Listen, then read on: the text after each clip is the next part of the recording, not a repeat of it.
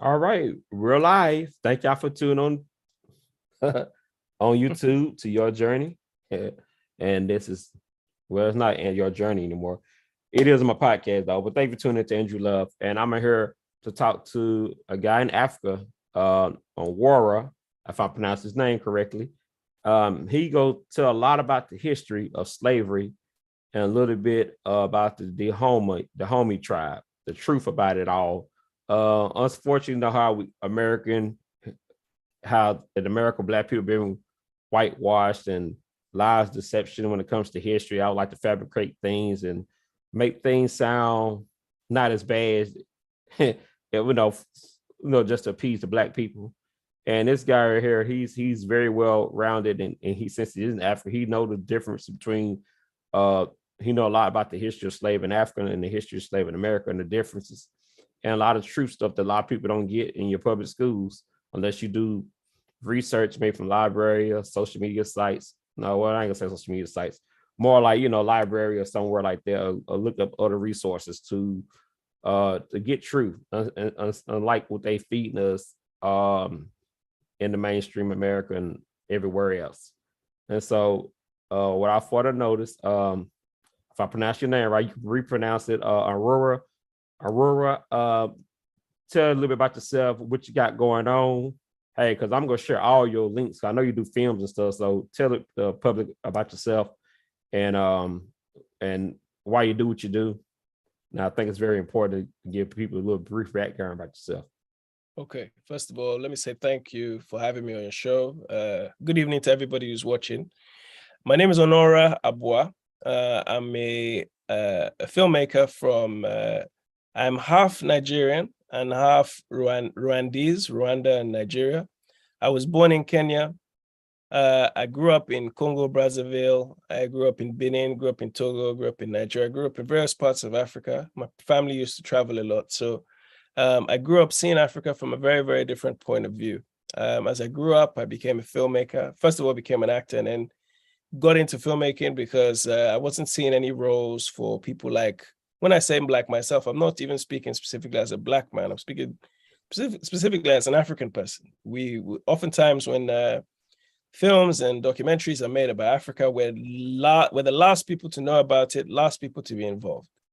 So I've started writing my own work. I wrote a play about 12 years ago called Another Biafra about the Niger Delta oil crisis, which is an issue that goes on between Shell and the local people of the community in what is now the southern part of Nigeria. Then I started making feature films and then, of course, moved into documentaries. The documentaries that I make are essentially historical documentaries, travel documentaries about Africa. I've made one on Dahomey and Vodun. So I went to the countries of Benin and Togo, did a documentary about the people of the medieval kingdom of Dahomey, late Middle Ages, and the Vodun spiritual system, trying to demystify the fact that Vodun in itself is not an evil thing. It's a spiritual practice in the same way that Christians would call Christianity a spiritual practice, etc. The next documentary I made after that, I went to Mali, which is further north, going towards North Africa, but more in the central part of West Africa.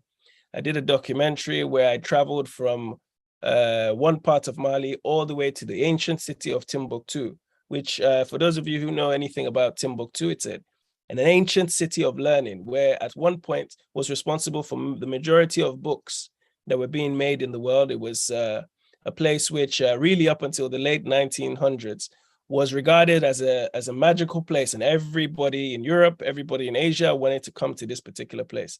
It is also significant because in Mali, what is now present-day Mali, you had the last of the great kingdoms of Africa. Africa's had numerous great kingdoms in its history, but the last of the great ones, in the words of John Henry Clark, the last, when Africa took its last walk in the sun, it was in Mali. So I made a documentary about that. And then after that, I moved on and made another documentary about the people called the Hausa people in what is now northern Nigeria. Hausa is a group of people who, by the way, had their own warrior queen, not king, in the name of Amina. There were some city-states who became Islamic, but were also very prominent, very powerful, but never united. I've made a few other documentaries since then, and I'm continuing to make documentaries. I'm actually heading out to Egypt in 2 weeks to shoot a documentary about the Nile Valley, but specifically about the texts, what people wrote about themselves. And in that one, I'm working with a professor of, what is he a professor of now? From the University of Ghana, Institute of African Studies, an African-American who repatriated back to Ghana 14 years ago and works, but primarily in linguistics. So he also reads Medunecha, which is the hieroglyphic language, and we are deciphering a lot of the things that are being said, and we're going to put it in this documentary. Man, so that's me in a nutshell, my brother. Yeah, that's going to sound very exciting. Keep me tuning in, man. Keep me tuning in that. Man, I like your documentaries that you have done. Thank you. Like for people watching and hey, watching this live interview, trust me, all his information is going to be in the description on YouTube, where you have the opportunity to go and check out his work on his YouTube channel. He got a lot of great stuff. He got good views. So if you want to be on brainwashed and know the truth about history, man, that's a place to know. Because I'm gonna tell you something, Black people. Wherever you know what tribe you're from or of anything, it's good to understand the truth of what goes on in Africa and what have went on, because they're not going to tell you the truth. It's, you live in America. You live under where America go protect its image, any means necessary, and give you enough to make you, to appease you, so you won't be as mad as you should be, or you know, or able to process and become the better version of you. So without further ado, Onuora, I want you to explain to the people the difference between the slaves in Africa to slaves in America, and the pros and cons, the likes and unlikes, so to speak. Okay, well, we've got to be careful with pros and cons, because I say this because well, I'll take about the pros and cons. There's no pros and cons. I know what you mean. I know what you mean, but there's a very and non-similar. What I'm meant to say. There's an interesting anecdote here, because you know, the level of misinformation that we've been given, both in Africa and in the Americas, all across the Americas and Europe, is pretty much a similar level. It's a similar level of misinformation. You know, if you go to Ghana now, up until a few years ago, you still had history books which would talk about advantages and disadvantages of colonialism, advantages and disadvantages of slavery. Right. You know, so it's just an interesting anecdote there, because in a way you can look at something and say there are some advantages. In a way, there's some disadvantages. And let's not forget that throughout history, we've had people who've written books, African people who've written books complementing the colonial and enslavement period of our people. So it's just an interesting statement to make, because it's not technically wrong, but it's part and parcel of the education we've received. But let me go back to the beginning. So let's, rather than gloss over anything, slavery did exist all across the world, okay? All across the world, a form of slavery existed. But let's qualify what the word slavery means. If you mean slavery in the sense of shackles, chains, and being degraded and being called 3/5 of a human being, being beneath the human being, being beneath the people that you are being controlled over, being put in a position where you would never be able to free yourself, never be able to be regarded on the level as your masters. That is a specific thing that is restricted to the Western to the Western Hemisphere, or rather the Western world, the Americas, the Caribbean, and the Europeans. That's something that they began. Because if you even go back to the days of the Romans, you had, if you even go back before that, but let's just say you go back to the period of the Romans, which is 2,000 years ago, when they were really dominant. Wherever they would go, they would have a thing called Pax Romana, which is essentially Roman peace. For the most part, there was some peace, but really what was actually happening is they were destroying all their enemies, okay? But what they were also doing is they were taking the best of the people, the most intelligent, and bringing them as part of the Roman Empire, all right? The best of the people. You have a story of a man called Malik Amba, who's an African person who was taken as a slave to India going back thousands of years now, taken as a 1,000 years, taken as a slave to India, and then rose up into the family and even became a nobleman in India. Right? We have Arius, who is a man who is in ancient Rome, who is an African person, ends up rising up in the ranks of ancient Rome as a big political figure. So it's just to say that the concept of slavery did exist, but it was never in the form of the chattel of African people that we see in the Americas. It was never in that form. There are very few places that you can see that. You do see it in small segments with the Eastern slave trade, the Arab slave trade, which took Africans from Central Africa, Western Africa, and took them to Persia. Okay, and this is at a time when you regard Persia is what they call the Middle East, and then that little bend that goes down to Saudi Arabia, Yemen, that area, that is what they call Persia. If you look at its proximity to Africa, it's incredibly close, not only by water, but physically by land, it is connected. So we're not very far away from them, which also means that the people that were enslaving us were also people like us, okay? That brings up some separate issues. Now, I know what we're going to discuss today is mainly the Dahomey Kingdom, so I want to focus on that. You see, the the so-called transatlantic slave trade is largely a trade, which is largely a system that is created by Europeans, a demand that is created by Europeans for Africans.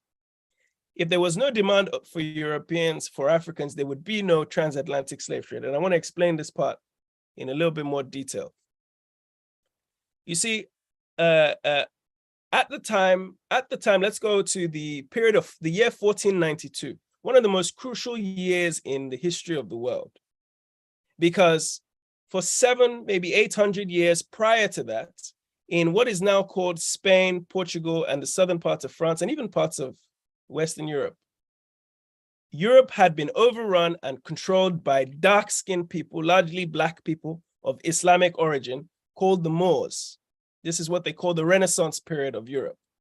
These Moorish people were ruling Spain, Andalusia, and so on.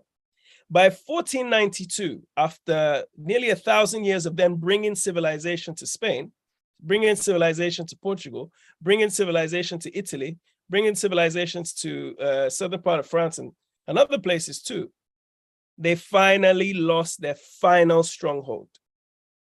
Okay? And there's an image of this that you can find. It's also in one of my documentaries called The Rise of Islam in Mali, which you can find on my channel as well.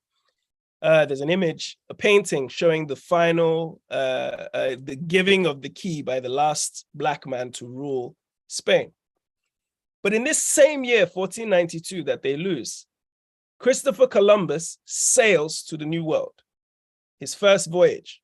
If you know anything about Christopher Columbus, whose real name is Cristobal Colon, and it was later Americanized and called Christopher Columbus, but it's really Cristobal Colon. Christopher Columbus sails to the New World.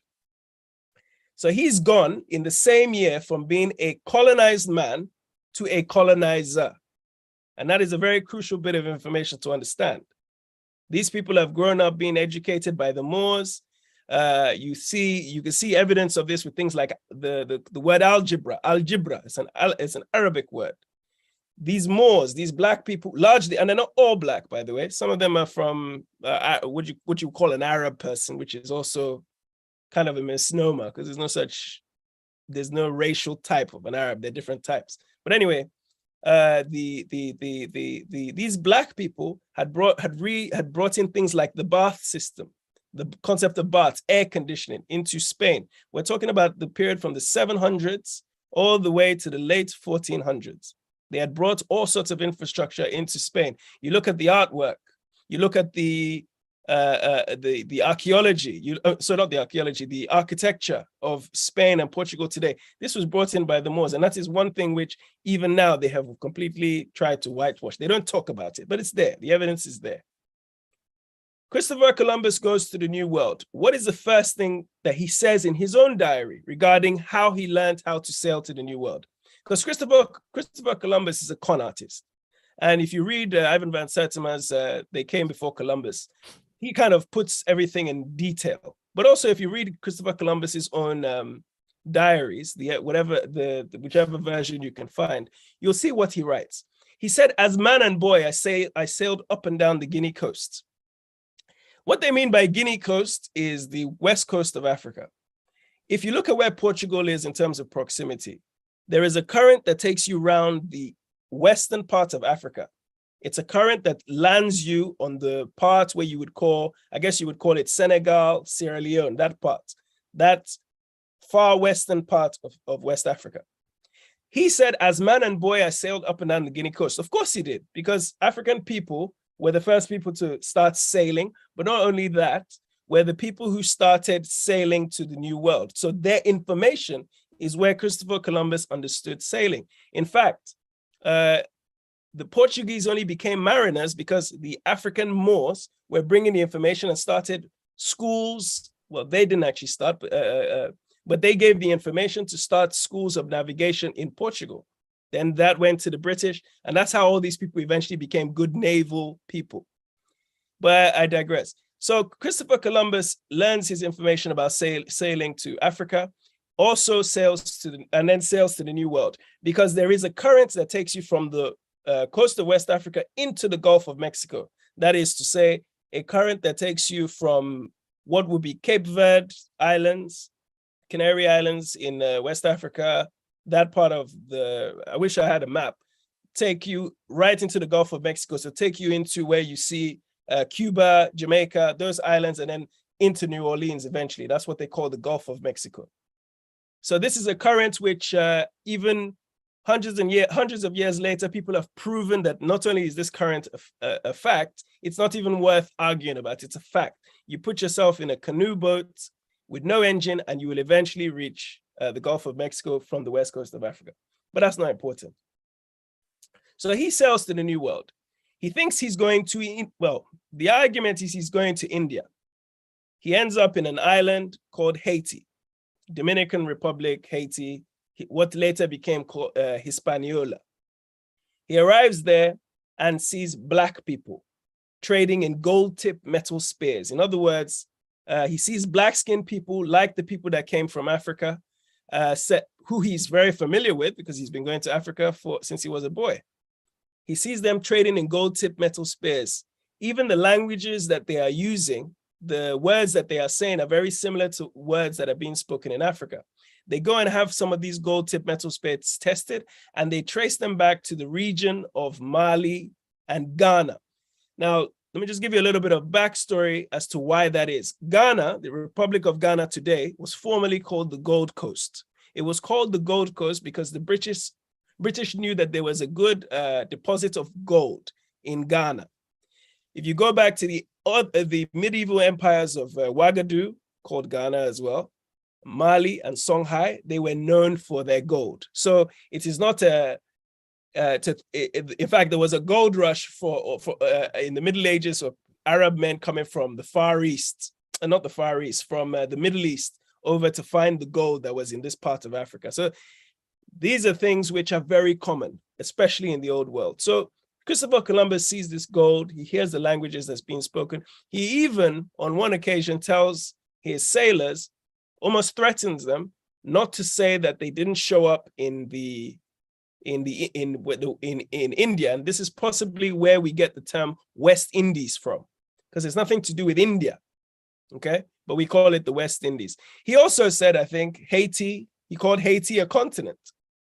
You know, I mean, this is the man who is regarded as a pioneer. I mean, he's either a con artist or a very uneducated person, but I would probably say he's a con artist. Anyway, so he finds all this evidence of African people there, which is very factual, because if you go about 100 years before that, you have the reign of, a bit less than that, you have the reign of Mansa Musa. Mansa Musa in history is regarded as the wealthiest man to ever live. Mansa is the title. He was a king in what was the Mali Empire. He became king because his uncle or cousin, older cousin, uncle, abdicated his throne. And what did he do? His name was Abu Bakr. What did he actually do? He was very into navigation. and took ships from West Africa, what is now called West Africa, and sailed to Mexico or southern parts of Mexico and never came back. People argue that you could see some of the evidence of his influence in places like Tres Zapotes and places in Mexico, such as Cancun. You can find some evidence of it, okay? So Abu Bakr had sailed years before Cristobal Colon had sailed to the New World for the first time. So once they arrive there, and Christopher Columbus only gets the permission from the king, the king of Spain, and also from the Pope of the Catholic Church, who gives him permission to reduce to servitude all infidels. In other words, I give you permission to go and spread the word of God by enslaving all the people that are not of the word of God. It's basically an economical religion, in a sense. This is the Christendom rather than Christianity. It's the concept of let's go spread our word by force. So they go and do this quite comfortably. And once they realize that this place is amazing, you can grow sugar here from the sugar cane, you can plant cotton and all these different things, they realize there's some money to be made here. Haiti at one point was the center of sugar, right? Center of sugar. And keep in mind, in Europe, they were in an ice age for such a long period that things like sweets, spices, it's not even today, it's not really in their mind. They don't really spice their food. They might take sugar, but you know, they're not, they don't have the balance of flavors is not, you can't regard it as a European thing. Anyway, long story short. So he gets permission from the King of Spain and the Pope of the Catholic Church, and they say, okay, let's go and try and find people to work.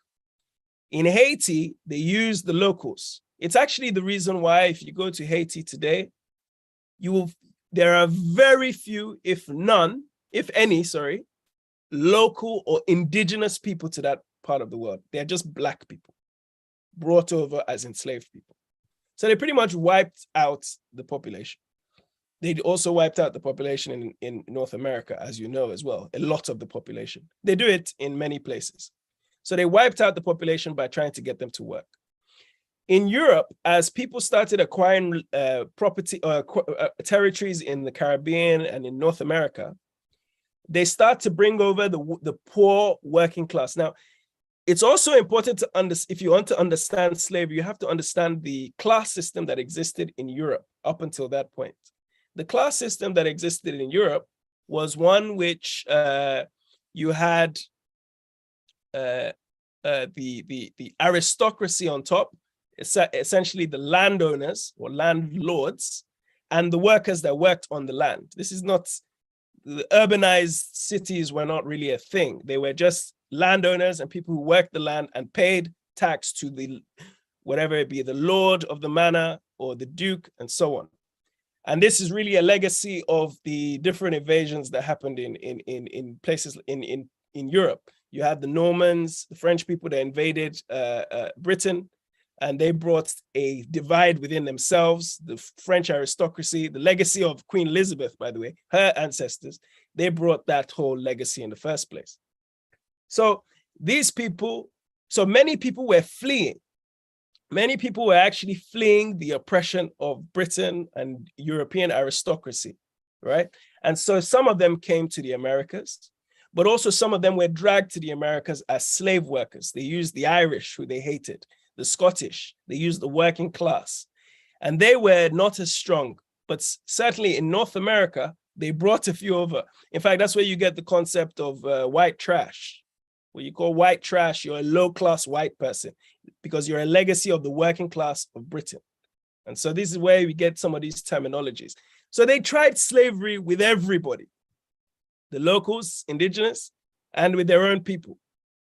But as 1492 is a crucial year, you have to understand that the Moors that lost or that were defeated by Spain and Portugal in 1492, excuse me, the few that remained went to things like the Spanish Inquisition. They were trialed, and killed. Some were taken as enslaved people. And also remember, these are the educated people of Europe, the smart people. So some were brought over to the Americas with those first expeditions.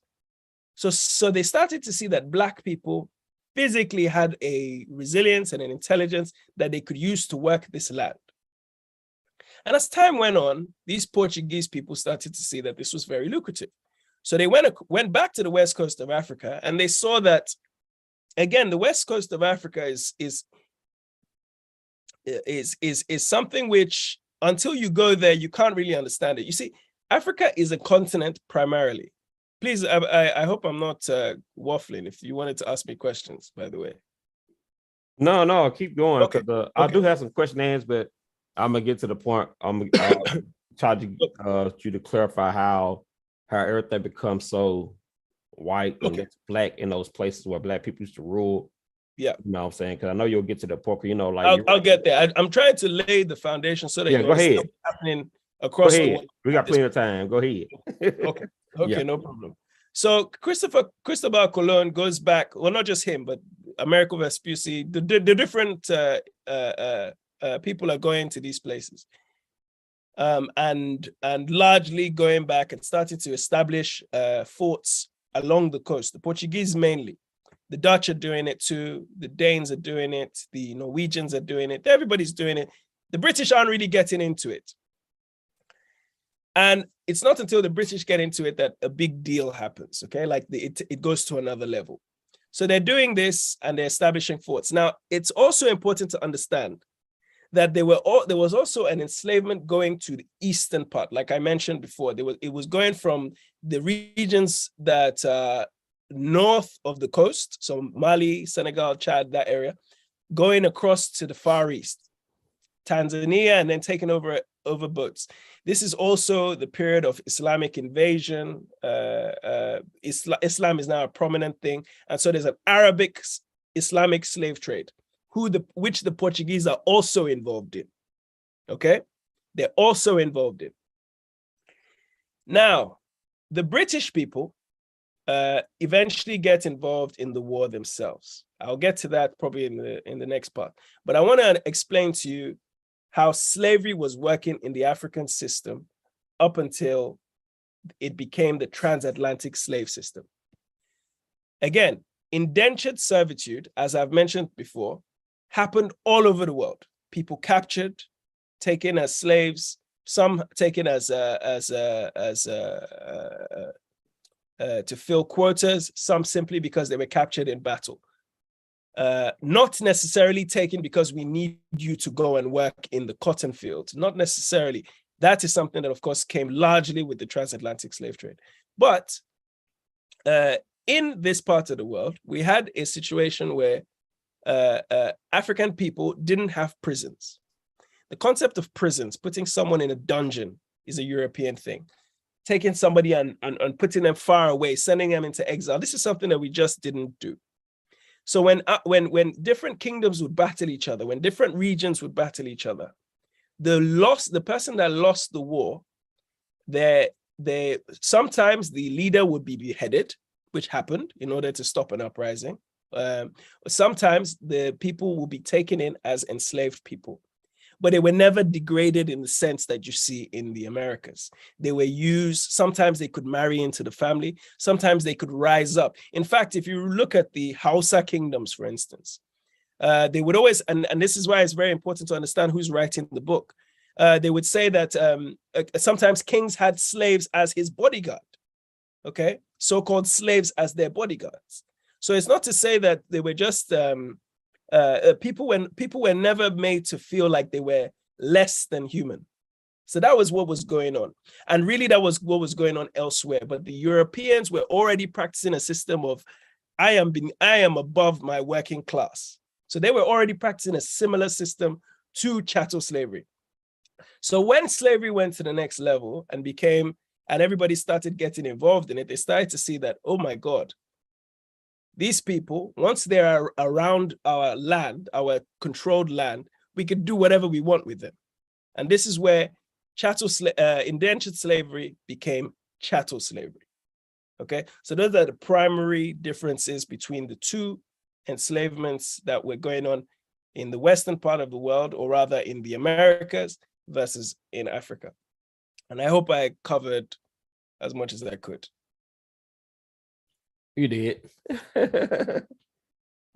You did. You can Can you hear me now? Is that better, by the way? Is that better to how it sounded a second ago?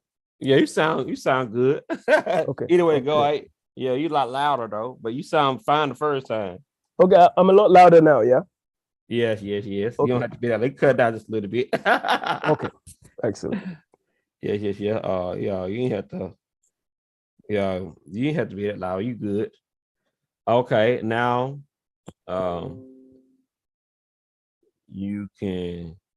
Okay, now you can go ahead and continue. Okay, now I'm asking you a question about Christopher Columbus. Tell everybody a little bit about his background before he came to America. A lot of people don't know his background. Because you know his background, a lot of people didn't know. Yeah, I mean, I said some of it earlier when we started talking. Christopher Columbus essentially was he was one of the few people that went to the there was a naval academy that was established in Portugal, and the idea was there was a need to at that time there was talks about circumnavigating the world, being able to go by sea to go and find out what is going on in different parts of the world. And Cristobal Colon was trying to use the right phrase, modern day phrase that people will understand. He was a hustler, essentially. Mm-hmm. Was able to go and negotiate with people, get people to give him money to go on these expeditions to go and find out. He didn't really have a passion or a drive, although he was a sailor. Okay, he didn't really. From his own accounts as well, he didn't seem like somebody who was an honest person. In fact, he died a pretty miserable death. You know, but and in fact, it's interesting because even the concept of in America, in the 90s, they celebrated the what was it? They had the anniversary of Christopher Columbus's so-called arrival in the Americas, and really history went back and rewrote who Christopher Columbus was as a founding father. In the ancient world, he was never really considered, not never, but he wasn't really considered as anybody who'd done anything of merit in that sense. But there's this romanticization of figures sometimes when you find a connection. Because he's Italian, there was a connection there with Italian people recognizing that this is the man who discovered. Okay, and this is the concept of everything is being discovered from the European paradigm. Okay, and it's important also to understand because even in those early years of the enslavement period in the Americas, and I'm talking about slavery in Mexico, slavery in Southern America, slavery. I'm not even talking about North America yet, because again, North America at the time, 1492, is not really.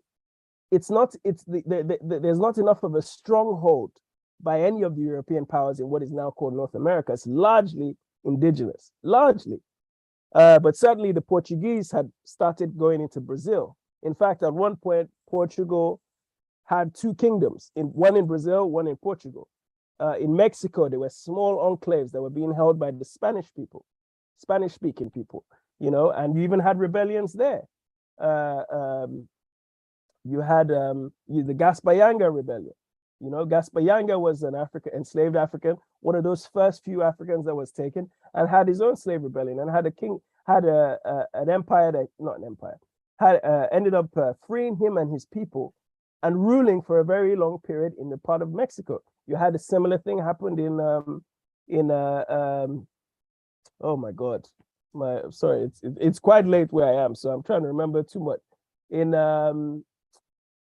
Oh God, I forget the name. But anyway, even before the United States of America as a concept begins to arrive, Africans are being enslaved and rebellions are happening just south of the border, right? So these are things that are constantly happening. So Cristobal Colon, really as a figure, is not even worth talking about from a historical point of view. Okay. He's only crucial from the European perspective of discovering that there are places around the world where we can go and exploit. And that's really his mark on history. Thank you. I'm glad you cleared that up. And Now, it's not really a question of, I'm not even being biased. It's just purely, if you go and yeah, study, if you go and study history, you go and study his diaries and read what he is saying as he's discovering. He's not planning any of this stuff. He's just purely a hustler, and that's it. right. I'm glad. The reason I want you to explain it, because people who in America go watch this, you know, they'll see how you know how America, like, you know, Western countries like America have glorified certain figures and made them cornerstones of certain things where they shouldn't be there. Yeah. That's why I want you to lay down that part of the truth. You know what I'm saying? That, and that's important. Even though y'all know it, people down here don't know that because of the way they teach the history down here. Yeah. All right. Now, where part do you want to go to? Do you want to go talk about the slave in America, or do you want to go ahead and talk a little bit more about the Dahomey tribe? What order should we go in? Well, I'm not even. Let me lead up to Dahomey Kingdom, because I think somehow I will link back to Dahomey Kingdom, and then let me just go from where I left off. So again, I to anybody watching, I apologize. I have to go and give you a world view of what is going on so that you understand why it's happening. So there's a king in England called King Henry VIII. At the time, England is part of the, I suppose, the Roman Catholic Church. And we also have to understand certain things. When we talk about early Christianity essentially is just Catholicism.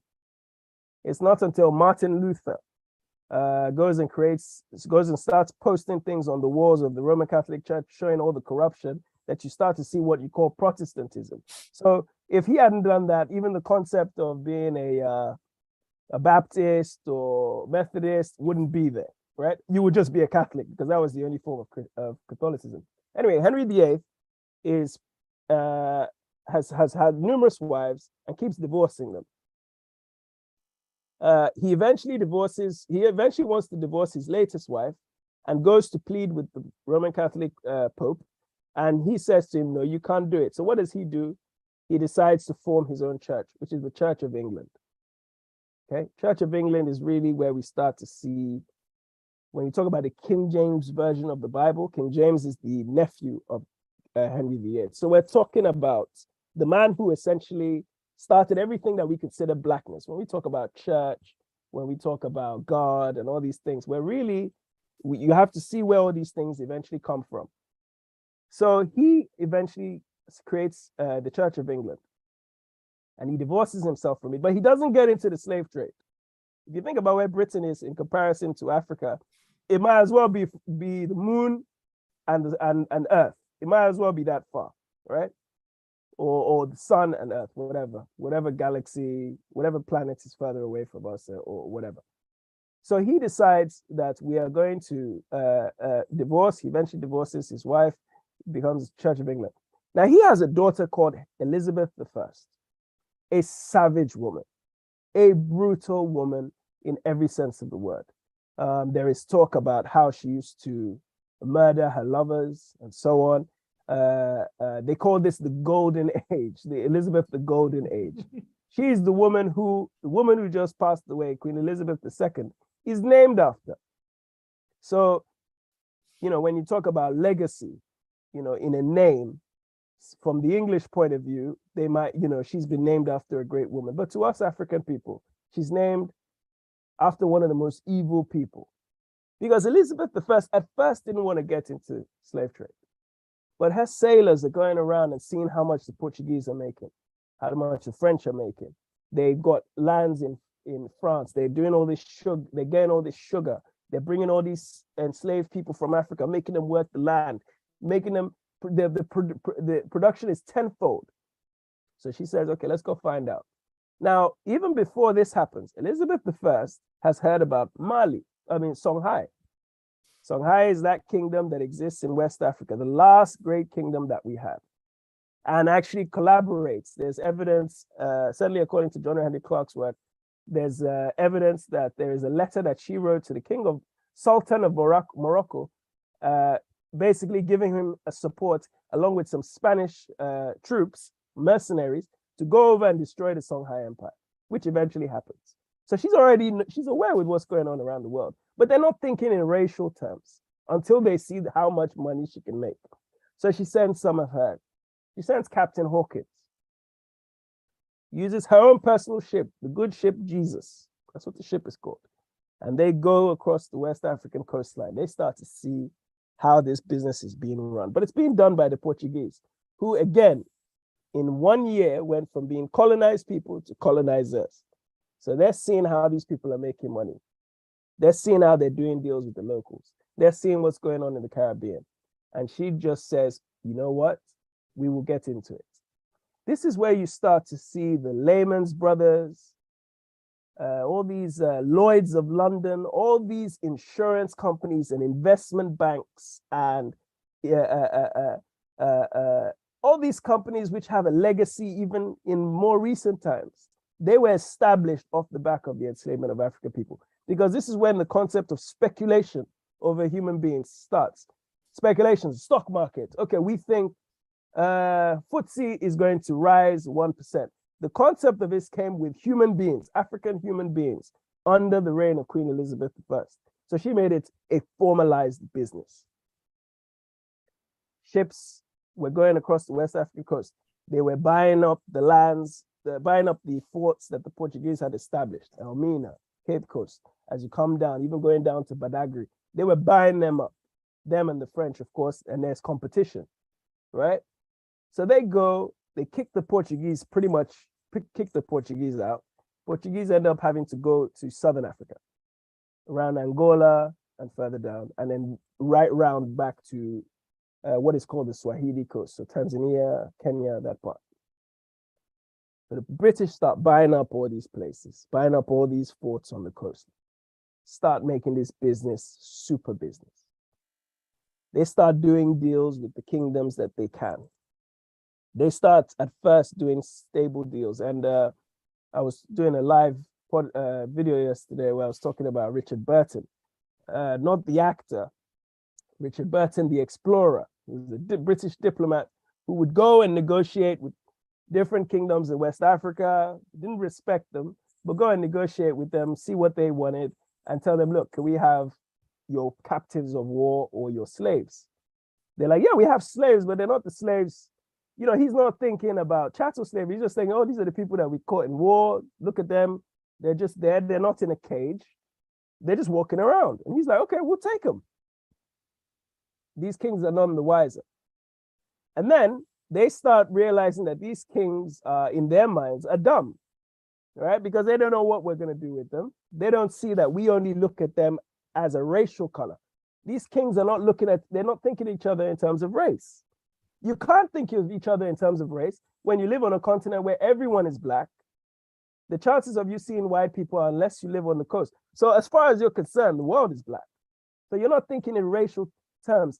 Even in Africa today, we don't really think in racial terms because it's a continent of black people. Nigeria is one country that 200 million black people. If a white person shows up, they stand out, right? If you go across the border, if you go to Congo, one of the biggest countries in the world, in Africa, they only think in terms of color. I mean, they only think in terms of ethnic groups or nationalities, okay? It's not changed. So so these diplomats are going and doing the Queen's work, doing deals, and then they start to see that, okay, look, we know you guys are fighting a war with that group. So here's what we say. Let's give you some weapons, superior weapons that we know you will use to defeat them. Rather than pay us anything back, give us your captives of war. Okay, that sounds like a pretty good deal. I can defend myself, and I don't have to lose any of my own people. I'll just give you my captives of war. You're thinking, for the most part, captives of war are just being used in the same way that we use captives of war, because we don't have prisons, so we either, and I'm not saying that sacrifices didn't exist. There were sometimes where they will sacrifice kings and so on, but for the most part, captive of war is a captive of war. We use him to work the land. Eventually they can go back, maybe, or they could stay here, whatever, right? So they eventually go and start doing this. But the British starts to, remember, at the height of the slave trade, the height of the British Empire, They had 25% of the planet. Just think about that. 25% of the landmass was owned by this small island. And even when you talk about Britain, understand Britain itself right now is one nation colonizing three others. In Britain, you have Wales, you have Scotland, you have England. England controls Scotland and Wales. They've colonized them to the point where in both countries, they speak English as a primary language, but they are non-English speakers. Welsh people speak Welsh. That's their native language.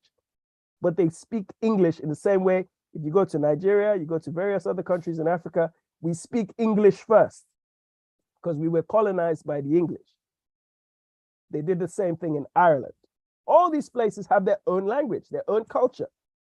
But when people in America, I'm sure, think about Britain, they only just think about England. That's because England colonized the whole part. But anyway, so England goes around and starts doing these deals with these people. And then they start upping the stakes because they need more and more Africans.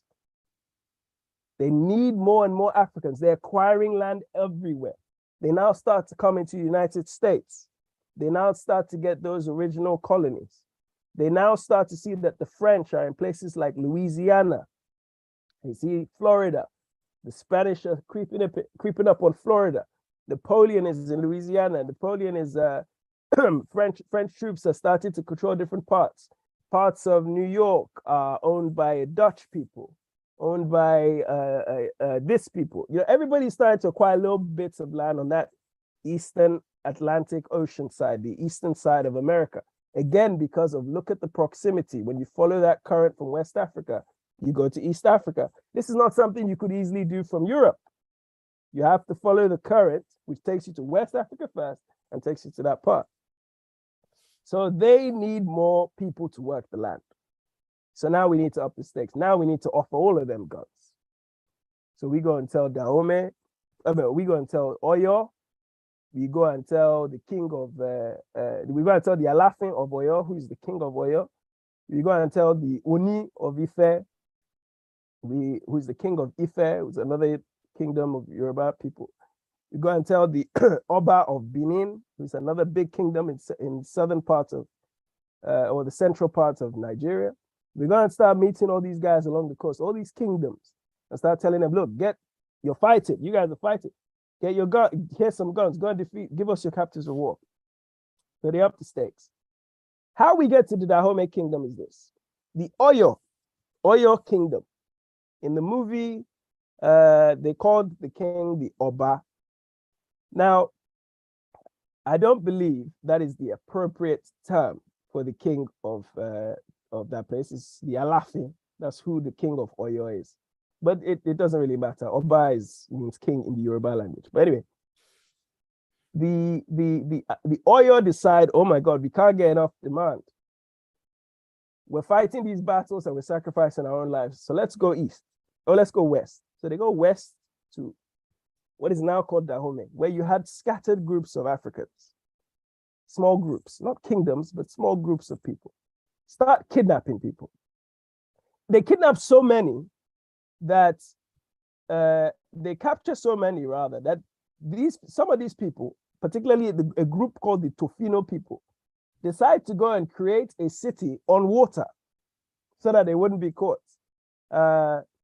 If you watch the early part of my documentary that called the Dahomey Kingdom, which you can find on my channel and various other platforms, at the very beginning, I go to this town where people built houses on water, on stilts, because it will avoid them being captured. Some of them run further north to a place called Abomey, Abomey. Abomey becomes the kingdom, the central kingdom of Dahomey. And what happens is these people get together and say to each other, we are fed up of what is going on. Let's form ourselves into a kingdom. Let's get the strongest of our people. Let's train them. Let's learn how to defend ourselves. And there are all sorts of innovations that they have. They go and make underground tunnels where they can hide during war and during battles. Again, if you watch my documentary, you'll see some of these places. places where they store water, that they will go underground so that when the Oyo come, they'll know how to pounce on them. They mastered their tactics in guerrilla warfare, which will come in handy later when they get taken as slaves to the Americas. So the Oyo and them are fighting battles, but now the Dahomey Kingdom is blossoming. The Dahomey Kingdom is run by the Fon people, F-O-N. The Fon people versus the Oyo, excuse me. So the Oyo people are fighting this battle with them. Some win, some lose. Excuse me. So the Oyo people eventually go, the Dahomey Kingdom eventually becomes a powerful nation. Powerful kingdom in this part of the world. Because now the Oyo can't just mess with them anymore. They're together, they're solid. So, as all kingdoms and as all powerful nations do, there's a saying, absolute power corrupts absolutely. But when you have an enemy like Britain or France or Portugal or Spain or Holland, who is willing to do anything to get a human life, to degrade a human life just so they can make money off them, you yourself will become corrupt because now they're upping the stakes. You need more guns because it's not just the Dahomey that are coming for you. The Ashanti far away are coming for you. Yeah? The king down at Agbodrafo in Togo is coming for you. Everybody is now coming for you because you're the powerful kingdom. We now know not only you need slaves from you, we now also want to take your head because you're a powerful kingdom and you have a good connection with the white people. And so it becomes something else. So one of the things is the Mino or the Agoji, the female defense force, is started by one of the female kings around the 3rd or 4th generation of the Dahomey Kingdom. Dahomey Kingdom starts in the 1600s. So let's just put that in context. We're talking 400 years ago, the Dahomey Kingdom started. What I was talking about earlier with the Mali Kingdom, we were talking about the 1400s and 1300s. So we're talking about the last 700 years of history, how things just in West Africa change. So the Dahomey Kingdom becomes powerful, takes Oyo people, takes these people, and they're now marching them down to the coast. Now, I want to deal with something which people always talk about, which is, oh, Africans sold other Africans into slavery. It's a very disingenuous statement because, first of all, we didn't look at each other as Africans. We looked at each other as your Oyo, your Dahomey. On the periphery of every society are people who have no real ties to anyone in the hinterland. All these kingdoms are not on the coast, they're in the hinterland. If you go to Benin Republic, modern day Dahomey, to go from the coast to Abomey is a 3, 4, 5 hour drive. Now, you take that, you go back 100, 200, 300 years, that's maybe a 2-day journey. It's far. It's very far, right? So the people on the coast were the people like, if you watch all those old movies where you have the white sailors come in, the European ships, and then you have all the locals go out in their canoes to go and meet them. Those people on the coast existed in Africa too. They were people who, you know, for the most part were, you know, just really small societies, small groups of people, you know. And Ivan van Sertima, the great historian, always says, you don't judge a society by the people on the periphery. The people on the periphery were the ones who dealt directly with the Europeans. They would learn the languages of the Europeans. They would be the ones that would give them little things, glasses, gold. You're breaking up. They'll Hold tell on. them go into the Oh, you're breaking up. Kidnap people. Okay, you're breaking Really? up. Yeah, you was. You sorry. Okay. You were freezing up. You can go back. You start over a little bit. Oh, okay. Yeah. Oh, okay. Let me go back. Maybe that. You're freezing up. Okay. First of all, can you hear me? Yes, I can hear you. Your video is freezing up a little bit. I don't know about the internet. Yeah. So you froze now. Can you hear me? You can come back in, come back on if you want to. If you can hear me, come back in and come back on because your video froze. Can you hear me now? I can hear you. Can you hear me? Yes, you were kind of frozen a little bit. I don't know about your Wi-Fi connection. What's going on? Okay, I don't. Maybe I think I just switched back to a different Wi-Fi connection. You know, sometimes these Wi-Fi connections they go to sleep. Yeah, you're doing good. Now you start off. You were talking about when you're freezing up at the part about some about this. I don't know. You talking about a little about. You were talking about a little about. I'm trying to remember. Where you was talking about. Where they was talking about a little bit about Black people slave. You know, was Did you hear about the part where I mentioned the people on the periphery of the society? Yes. Okay. You ran that Okay, part. so let me go back there. So the people on the periphery of the society were the ones that made the contacts with the Europeans. They were the ones who the Europeans dealt directly with every single day whenever they arrived. They weren't necessarily connected to the kingdoms. The kingdoms were dealing with it as far as a battle. They were in the hinterland fighting battles against other kingdoms. They weren't really concerned what was going on the coast.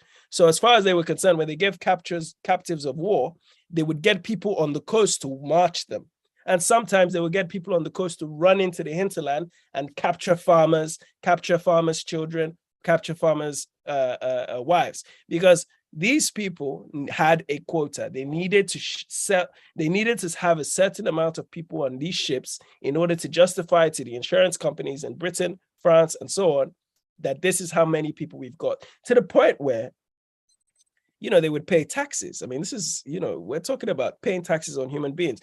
There's a lot of, I don't know if you're aware of this, but the Thames River in England is the river that flows through London.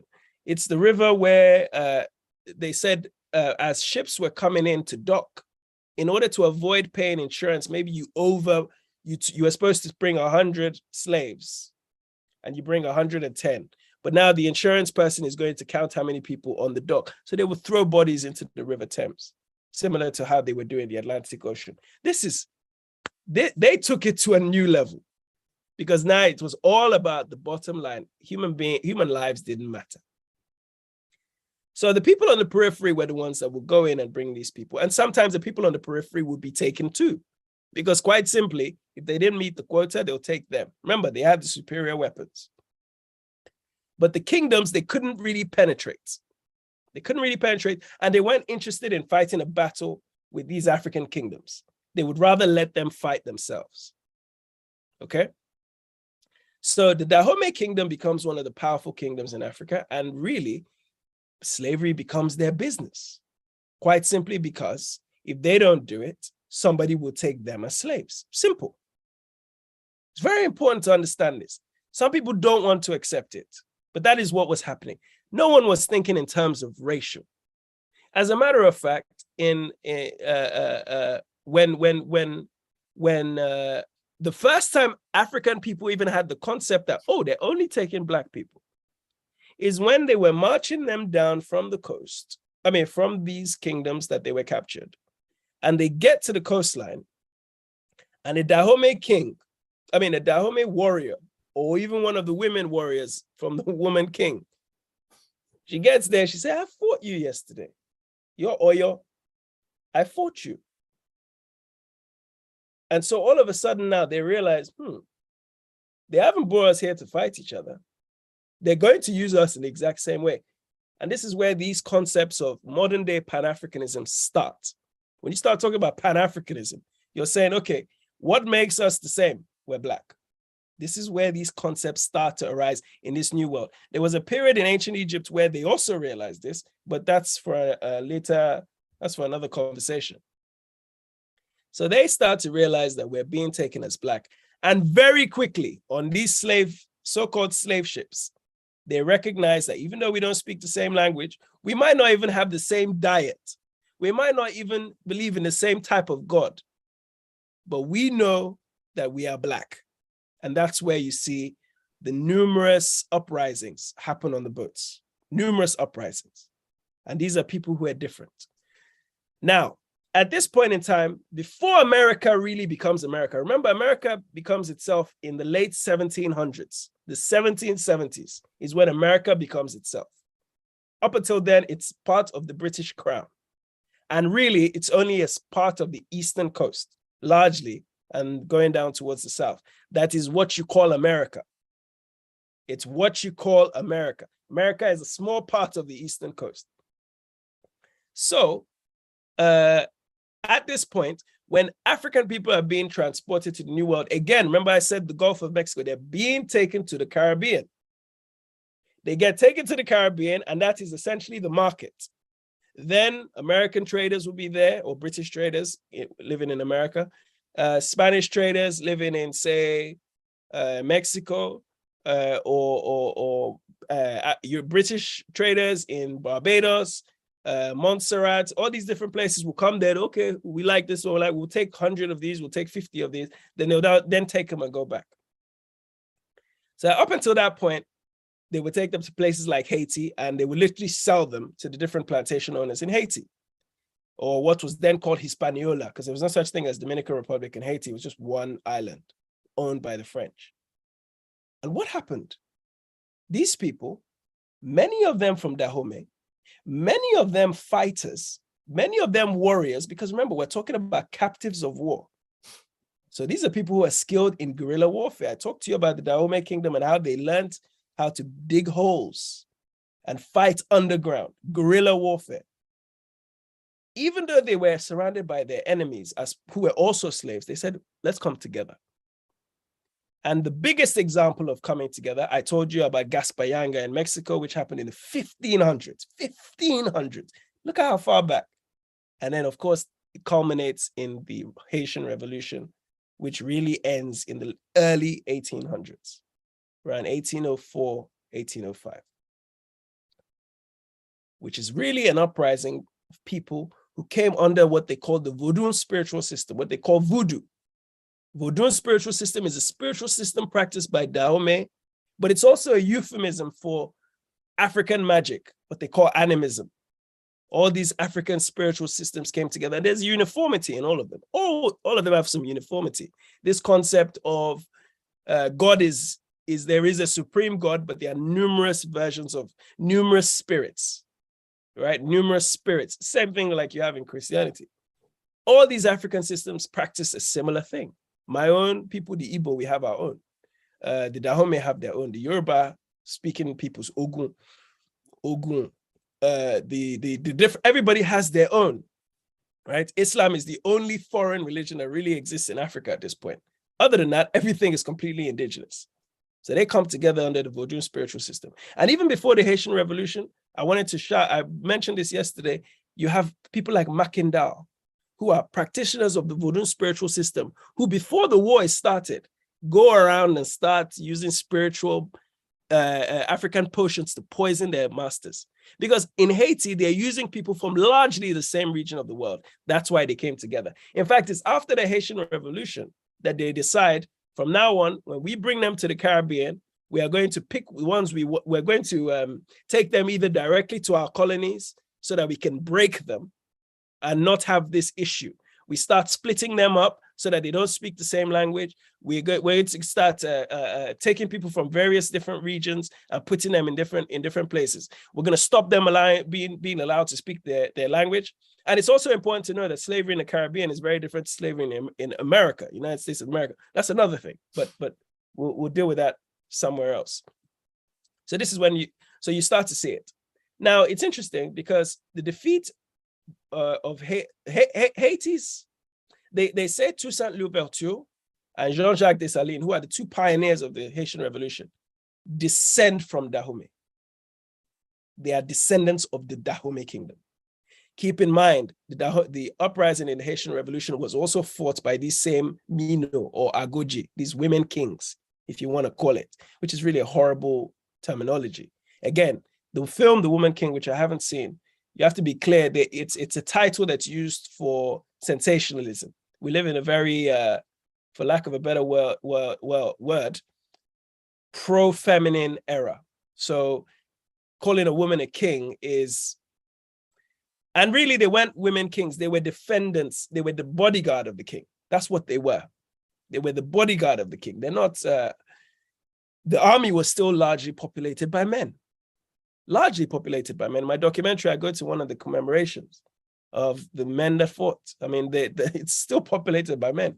But it's just that these women who were virgins, young girls who were seen as you call them the wives of the king, they were there to protect him. Anyway, because he's pure. In fact, the king had to breathe pure air. So he had this like this trinkets made of is it silver or gold that he would wear so that he can only breathe air. He can't breathe the same air as everybody else. That's how pure the king was, the king of Dahomey.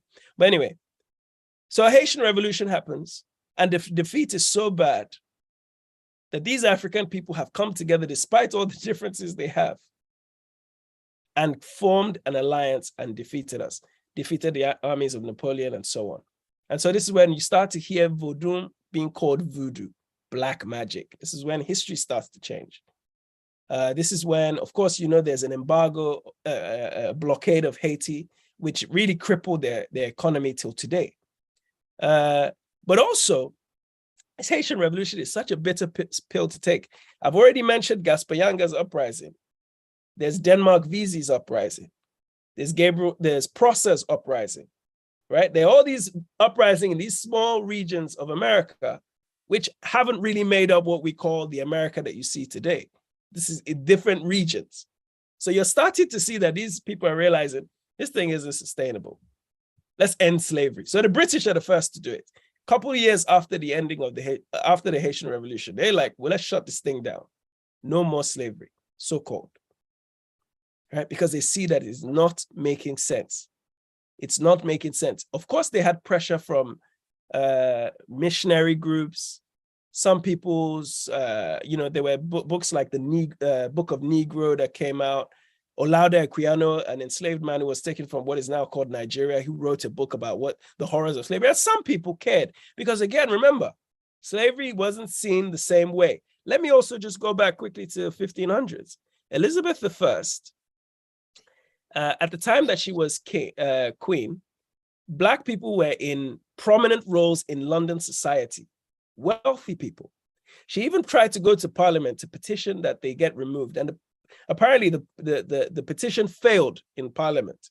They said, you can't kick these Black people out. They're part of the society. So it just shows you racism wasn't in the same way, even at the early parts of slavery. So I think I'm coming to a conclusion on the point about Dahomey. We start to see how things began to change. But largely, why Haitian people are probably the most Black, the most, and I want to be careful, is because they are the only ones in that part of the world who have been able to fight for freedom on their own terms. Yes, it wasn't maintained, but certainly they're an example. And a lot of that comes down to the fact that they were largely from the region of Dahomey, but also largely came together at a time when the enslavement of Africans allowed for people of similar backgrounds to be brought to the same place. So yeah, thank you.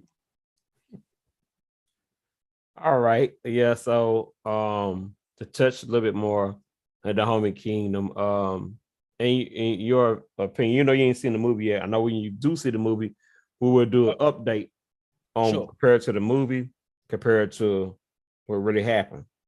And like you just touched on, in your opinion, one more again, when you tell, you're about the sensation of putting that thing, what in your opinion, why, and it's on your opinion, why do you think,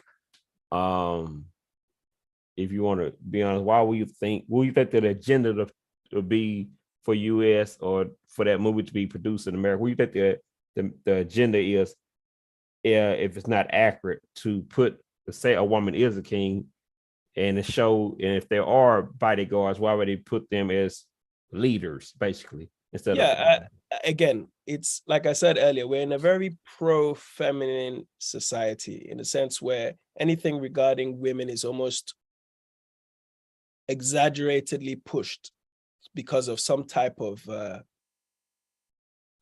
oppression that they experienced in the past. And again,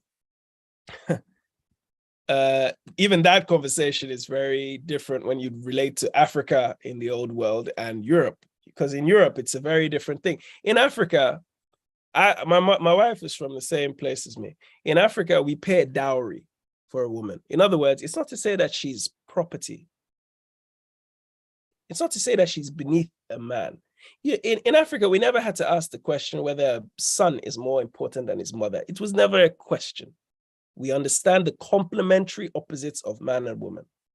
I paid a dowry for my wife's family because the loss of a woman to any family is a valuable thing, even more so in many ways than a man, because a man is told to go and leave. In Europe, the concept of a woman, and I mentioned this in my documentary, you see, you have to understand the European mind. There's a very good book called The Iceman Inheritance, which talks about the mentality of the European coming out of the Ice Age. Where you come out, it's freezing. Everything, we're talking about ice, snow a mile thick of snow on the ground. You can't do anything. You're living in a cave. It's miserable. Imagine that ice melts. You don't trust anybody. Meanwhile, you manage to just cross the Mediterranean, get to Africa. You see these Africans lying down on the beach. Sun is shining. They pick up a banana, pick up a mango. They're chilling. They're enjoying their lives because they don't have that mentality. So you create a mentality of the strong must survive. That mentality is what makes them look at their women a certain way. Unfortunately, we as Africans growing up in the Western world, we end up adopting these same themes, even though it's not what we originally did. I'm not saying that there's not oppression or mistreatment of women, but again, until the Europeans come into our societies, you start to see the mistreatment of women happen in a similar way, the degradation of women. And this is why it's important to go and study our culture. You know, it's simply stupid to think that that women in Europe and women in Africa were treated the same since the beginning of time. You look at the Ashanti culture, beautiful culture. They name the day of the week, but every single day has a male and a female, complementary opposites. If you're born on one day, there's a male name, there's a female name. It's not to say one is superior than the other, but they are both complementary. But unfortunately, we live in a society run by Europeans who want to push the agenda of women in a way that almost takes away from the importance of men. So you dare say woman king because you're trying to compete with men. Whereas the competition with men, A, on a physical level will never work. On a resilience level will never work, at least from the waist up. Waist down, women have superior power to a man, clearly, right? So we're not talking about something where you have to even compete on the same level. Why don't we just stay in our lanes? So if they had said the woman queen, first of all, there are numerous examples in history of female queens. We mentioned the European ones. I mentioned Queen Elizabeth I, a brutal woman king. Probably, well, she's still a queen, but probably the most brutal in the history, at least in the last 1,000 years, the most brutal woman king in the world. But if you go to Africa, you have the group in Ethiopia called the Candaces or Kandakes. Centuries of female rulers in Ethiopia. You have warrior queens, Amina, of the Hausa people of Zazzau, Zazzau, in a place called Kaduna in northern Nigeria.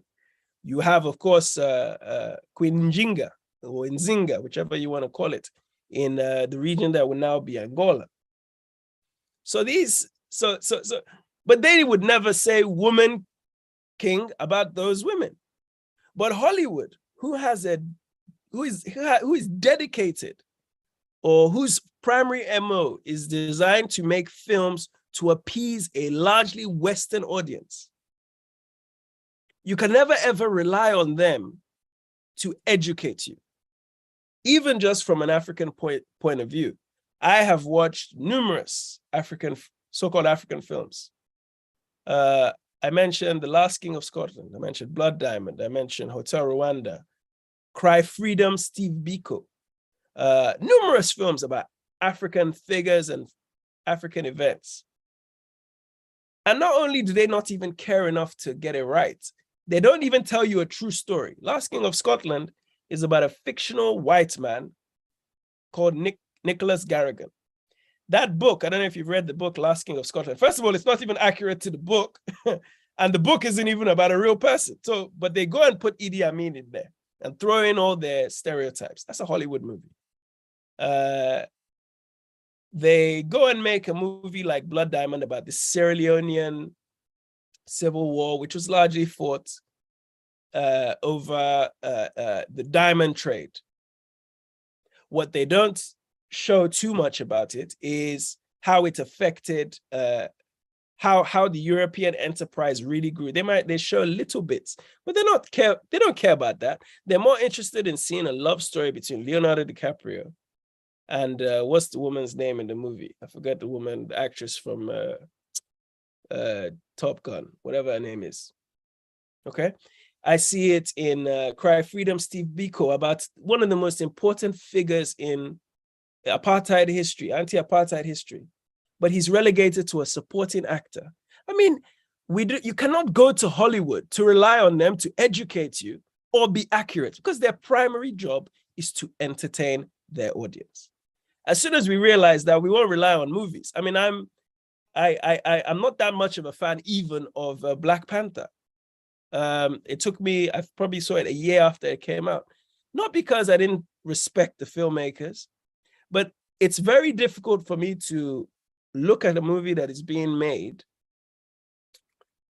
and I'm not knocking the actors in it or the directors. I'm just saying purely from a perspective of history and even contemporary history, that we're talking about a fictional nation in a universe created by a white man who makes comics, who if I remember from the history, when the first comics came out of Black Panther, it was around the time of the Black Panther Party for self-defense. So he's essentially jumping on the bandwagon and trying to make something to appease a section of the audience. He's not really interested in telling history accurately. Black Panther is Ryan Coogler, for me. I respect the hell out of that man as a filmmaker, and he works in an industry, and I recognize people who work in the industry because they have to work. It's their job. I'm just saying, from those of us on the outside, whenever it comes to Africa, we can never rely on truth. And I don't think it's any different to people in the United States of America. African Americans, Afro-Brazilians have the same problem. Afro-Caribbeans have the same problem. Every Black person around the world has a problem with what is being depicted of themselves. But by the way, Americans don't even tell the truth about their history. You go and watch 300, which is partially mentioned in the Old Testament of the Bible, 300. They go and romanticize the film. You go and watch Gandhi, made by Richard Attenborough. Is it David Attenborough or Richard Attenborough? One of them. Richard Attenborough directed it, starring Ben Kingsley. Gandhi's book talks about, these are my experimentations with the truth. He's even telling you, I'm not even writing the truth. And they go and make a movie about it. It's not accurate. And I can go on and on and on and on. They will go and continue making things. They're not accurate even about their own history. So you can never take it personal. I think you have to take it as art and entertainment. And that is the reason why I will go and see The Woman King, because it's art and entertainment. I respect the art that is being put into it, but I'm not expecting to be educated by it. As a matter of fact, movies that were made 50, 60 years ago in the Hollywood system were closer to the truth than what they make now. You go watch some of those older movies, they would at least stick to the source material for the most part. You know? You wouldn't try and make Malcolm X a dark-skinned chocolate man, you know? Even Spike Lee, I mean, the film is partially fiction. You know, the people that, you read his autobiography by Malcolm X, as told to Alex Haley, the people that brought him to the Nation of Islam it's not one guy. It's, in fact, they talk about his brother is the one who brought him in prison. But the film it's you have to make the film make sense for the audience. So they will take 4 characters, make them into one. It happens. You cannot expect these people to educate you. So that's my opinion on the movie. Yeah, and I'm glad you said that. The reason, and I know the reason why Hollywood does what they do, because they know a lot of young people or don't know the truth, don't have the truth, and like for instance, a lot of people, this generation now, the parents don't really they educated either. They've been educated by the system that's whitewashed. They're not gonna do their research, but they also understand that entertainment and television is a psychological program that goes to the subconscious. Absolutely. And they know that some people don't know the difference between entertainment and reality. And just like the video games, you see video games and movies, people trying to react and duplicate what they see on TV or some music video, and they use entertainment as a form of brainwashing and things of that nature. Like I said, a lot of parents, like a lot of people, like in America, like as of right now, most of them is not educated to the level you are to understand the difference between what's true and not true. And then when people like you, the reason I interview, come out and say, hey, this is not right, this is not true, and then start speaking. That's why I brought you on here, to start speaking against that to people. Like you said, they need to understand the difference between entertainment and what's really true. And Exactly. but people don't, Hollywood don't like when people come out and tell the truth about their movies and spread the truth is not true, because their friends gonna mess up their bottom line, which is money. Absolutely. And we don't care, but we do need to have this young generation understand what's true and ain't true. Because a lot of people, when they see films like those, they look at like a documentary, so to speak, even though it's entertainment. Yeah. And then they'll assume that it's true. And then the people who's black people who are of age in their 30s and 40s, he might not know the truth, might not know the difference. They're not going to really educate on what's really will separate the wheat from the tare, so to speak, the lie from the deception. They don't know, because a lot of people is not educated. Like I said, the system can't be trusted. Even in public school, there's certain so-called truth, what they call truth in the public school, they tell people. And then you go to college, there's certain types of truth. Like I said, Western world controls and dictate what they consider as truth for you to learn in school, even from colleges. You know what I'm saying? Yeah. Unless they dig deep instead of the history like you have done. So, Mr. Onuora, I really appreciate you coming on. We're gonna talk about some other things you're talking about. We're gonna talk about some of the magics and stuff that's, and later on, a session about the magics, and instead they labeled that stuff evil, which a lot of people don't believe in the devil. And they try to kill off people who did those practices as well. You know that too, especially in this world, because they didn't want them to practice those things. And oppress, that belief system is evil. We're gonna talk about that. And so also we will talk about the Black Panther or Black Panther 2 coming out. So we'll also break that down as well when you get a chance to see Black Panther. Now, I don't think there's a whole lot we need to talk about Dahomey King when you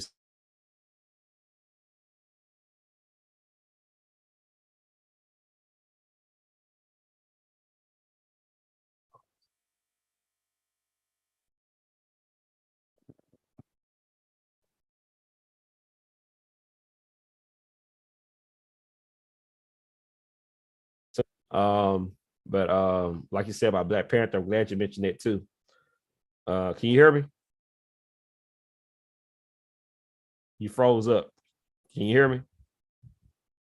Hold on. Hello? Yeah, froze up. Internet froze up. Could you hear what I said, or do I blink out? No, I lost you for about 25 seconds. Okay, I was talking about that, like you did the Black Panther. You have seen some and talked about it, and you are point out that it's just a film, sensationalized, and how fiction characters and all that stuff, how people capitalize. But they also, I think they also one thing they capitalized off the backs of Black people to give people this sense of hope of a better future. And they're making a lot of money off of Black people knowing they want to go see the movie. Of course, yeah. Of course. I get it. I get it. And there's, listen, I just think we also need to, because we, unfortunately, Hollywood is still also the number one entertainment arena when it comes to filmmaking in the world. So, until we have something competing with it, unfortunately, we have to play by their rules. And that's just the reality. You just have to play by their rules. Of course, you can make your own, but you know, I give you examples of film industries around the world that are mostly Black. My country, Nigeria, has the biggest film industry, Black film industry in the world. Mhm. You know, but the stuff, I must be honest with you, the stuff we're making, because we are also part of that de-education, the stuff that we're making is trying to emulate what The the Western. European, what the Exactly. Western That's the do. problem. So we're not really trying, there are a handful of filmmakers that are You're really freezing up. their culture. Uh-huh. You know, there are a handful of filmmakers that are looking into their culture. And I would advise people, if you want to really study African film, there are some filmmakers you could look out for. Usman Semben, for a start. Jibril Diop Mambeti. These are Senegalese filmmakers who really tried to show their culture at the time. Idrissa Ouedraogo. You know, these are people that made films in African languages about African history, African culture. They made some fantastic films. You know, I did my master's degree, my thesis was on these people and how they made their films and why they made their films.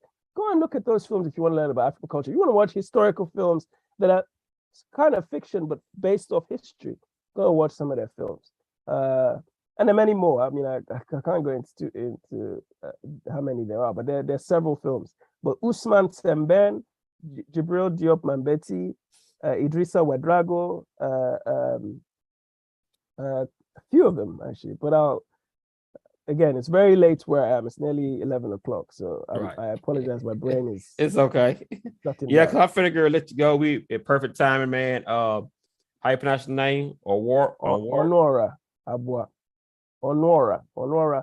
In my language, Onu or is mouth, Ora is like the public or the people.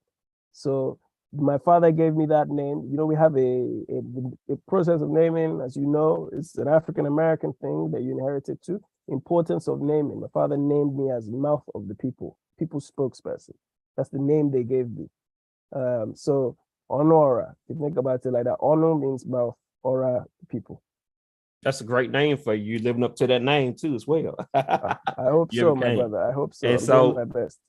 If you want a copy of this, see if I can give you a whole copy of this video. Okay, thank you. And then you can put in some of your documents or however you want to use it, put on your website, whatever. But I really appreciate the opportunity to interview, man, and your wide range of knowledge and understanding of the truth of what really happened. And I'm glad there's people like you still telling the truth and still standing firm on actually getting real information and not watered down information. So as well, I also will answer for some links on your sites. I would, like I said, I will put a display where everybody can go look at your channel, look at some of the videos and documentaries that you already done. So I want to thank also the audience as well to also thank you for watching Andrew Love on YouTube, and also you can have a podcast as well. It's Andrew Love podcast is also. So I want to thank everybody who's viewing and tuning in. Please click and share and subscribe to the channel as well, and also subscribe to his channel as well. I think it's called what is it called? What's the name? AEA Films. AEA Films. Initial A, initial E, initial A Films. AEA Films. You see it also in the description box of this video as well, in description as well. So y'all can go click on his channel and view it and give brother some shout outs or whatever, and take your time and then go through some of the stuff he had put on there and really listen to and pay attention. And some of them may be a little long, but hey, if you have to stop, take a break, listen to the rest of the next day, do it. And also educate your kids as well. So I really thank you, sir. Thank you for coming onto this platform. And I will share the link. I already shared the link to you on WhatsApp. You can watch it and so forth. And so I really want to thank you for coming on the program. Thank you for the opportunity. And I will interview you later on where we can set some more time to talk about other things as well. A lot of the misunderstanding of spirituality and things of that nature in the Field Project. I hope you get one on Netflix, man. I think you do got enough good enough documentation to be on Netflix. Have you thought about that? Yeah, I mean, it's Netflix.